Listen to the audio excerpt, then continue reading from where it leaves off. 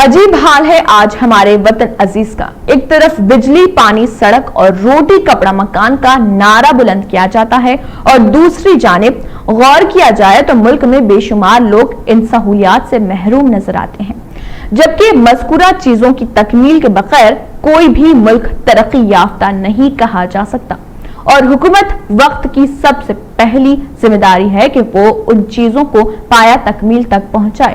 صرف نعرے بازی، جملہ بازی اور شبدہ بازی سے بہت دنوں تک حقیقت پر پردہ نہیں ڈالا جا سکتا۔ کسی باہری مہمان کی آمد پر غربت کو چھپانے کے لیے دیوار تعمیر کر کے غریبوں کا مذاق اڑانے کے برابر ہے، جھوٹ اور مکاری کو فروغ دینے کے برابر ہے۔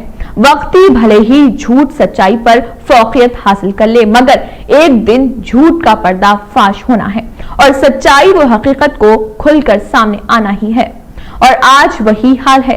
چرب زبانی کا مظاہرہ کرتے ہوئے اعلان کر دیا گیا کہ میرا خواب یہ ہے کہ جس کے پیروں میں ہوائی چپل ہے وہ ہوائی جہاز کا سفر کرنے کے قابل بن جائیں، ملک کا ایک ایک فرد خود کفیل ہو جائے، ملک کا ایک ایک شہری اپنے پیروں پر کھڑا ہو جائے۔ کاش اس نظریے پر کام کیا گیا ہوتا تو ملک کی کچھ اور ہی تصویر آج ہمارے سامنے ہوتی، لیکن نہیں۔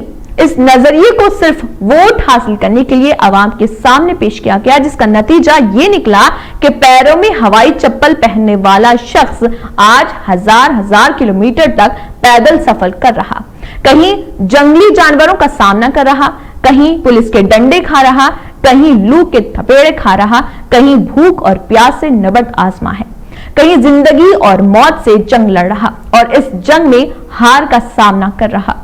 گودیاں اجڑ رہی ہیں، مانگوں کا سندور مٹ رہا ہے، یتیموں کی تعداد میں اضافہ ہو رہا۔ ایک طرف کہا جاتا ہے کہ کسی کی بھوک سے موت نہیں ہونی چاہیے، اور دوسری جانب روزانہ بھوک سے لوگ مر رہے ہیں۔ کہیں روڈ پر کوئی بھوکا مرتا ہے، کہیں ٹرک تصادم میں کوئی مرتا ہے، کہیں ٹرین پٹری پر گردن کٹ رہی ہے، اور یہ ساری مصیبتوں کا سامنا ایسا طبقہ کر رہا ہے جسے مزدور کہا جاتا ہے، جس کے نام پر ہر سال یوم مزدور منایا جاتا ہے، لمبا چوڑا سٹیج بنایا جاتا ہے، بے شمار سبز باغ دکھایا جاتا ہے اور یوم مزدور کے نام پر لاکھوں روپے خرچ کیا جاتا ہے، لیکن اس غریب مزدور کی فلاح اور بہبود کے لیے کچھ بھی نہیں کیا جاتا، اس کے روشن مستقبل کے لیے کوئی قدم نہیں اٹھایا جاتا۔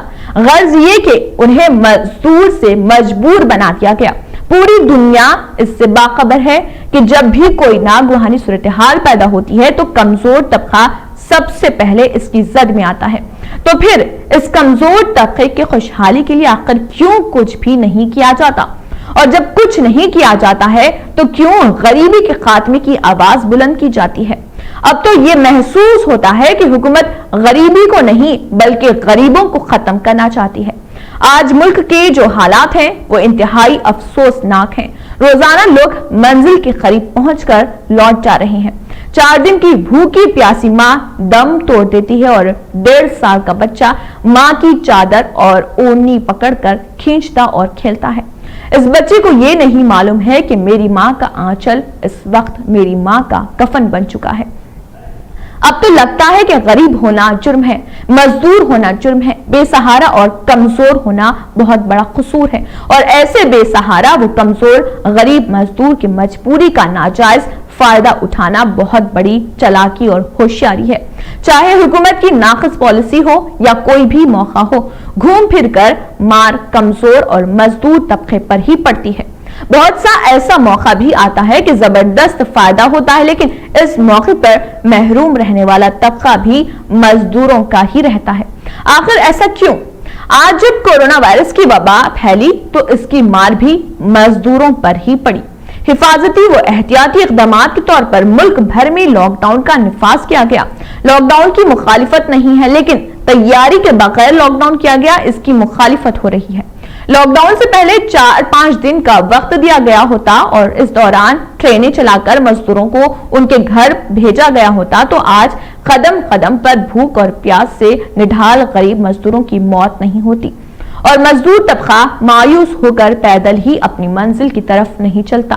علاوہ سے جب لاک ڈاؤن کا نفاذ کر دیا گیا اور جو جہاں ہے اسے وہیں رہنے کا حکم جاری کر دیا گیا تو ان کے لیے اور بالخصوص मजदूरों के लिए जरूरियात जिंदगी की सहूलियात को फराहम क्यों नहीं किया गया? हर मुकाम पर मजदूरों के तई हुकूमत की लापरवाही जाहिर हो रही है। गर्ज ये कि मजदूरों का मुस्तकबिल आज भी तारीक नजर आता है, और जब कोरोना वायरस से मुतासरीन की तादाद में इजाफा होने लगा तो शराब खाने को भी खोल दिया गया। आखिर इसका क्या मकसद है? और नहीं तो कुछ फिरका परस्त आज के पुरदर्द वो पुरआलम माहौल में भी अपनी आदत से मजबूर नजर आते हुए मुसलमानों से सख्त नफरत का इजहार करते हैं। और गोदी मीडिया का हाल तो ये है कि कलम और जुबान वो जमीर बेचकर चौथे सुतून को मसमार करने पर अमल पेरा है, मुल्क की फजा को जहर आलूद बनाने पर आमदा है। कोरोना वायरस को मजहबी रंग गोदी मीडिया ने दिया, कोरोना वायरस को जमाती नाम गोदी मीडिया ने दिया। आखिरकार गोदी मीडिया ने जुबान व कलम के मियार को खुद अपने ही पैरों तले रौंद दिया, जिसकी कीमत आज मुल्क का गरीब मेहनतकश मजदूर चुका रहा है।